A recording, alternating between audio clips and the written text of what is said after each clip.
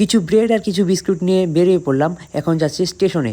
জয় শ্রীরাম, হরে কৃষ্ণা। অনেক দিন ধরে ভাবছি অসহায়দের পাশে একদিন হলে দাঁড়াবো, কিন্তু সুযোগ হচ্ছে না। আজকে হঠাৎ ভাবলাম যাই হোক, আজকে তো অন্যথা যারা রাস্তায় এবং স্টেশনে রাত্রি কাটায়, বাড়ি নেই, খাওয়া নেই এবং রাস্তার পশুগুলোর জন্য কিছু করতে পারি। তাই বের হয়ে পড়লাম কিছু ব্রেড আর কিছু বিস্কুট নিয়ে। স্টেশন যাওয়ার পরে অবাক, আজকে কেউ নেই স্টেশনে, সবাই কোথায় গেল।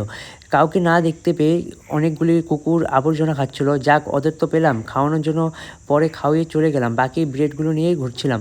দেখি একটা দাদা রাস্তার পাশে শুয়ে আছে, জিজ্ঞাসা করলাম কিছু খেলে, বললো না। তারপর ব্রেড আর বিস্কুট দিয়ে আসলাম। জল চাইছিল কিন্তু জল নেওয়া হয়নি।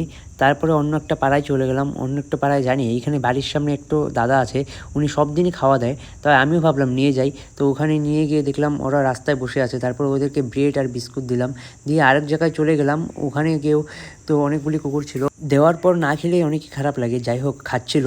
তারপরে চলে গেলাম আরেক জায়গায়, তো শ্মশানের সামনে, ওখানে অনেক কুকুর ছিল। ওখানে যাওয়ার পরে দেখি ওগুলো একটা একটা করে আসলো। আসার পরে অনেকক্ষণ খাওয়ালাম। তো খাওয়ানোর পরে একটু টাইম বসেছিলাম। তো তারপরে সবাইকে দিলাম, লাস্ট ব্রেড ছিল। আমার এই ইচ্ছাটা আমি একদিন হলেও পূরণ করব। দেখা হচ্ছে পরের ব্লগে। আজকের জন্য বাই বাই।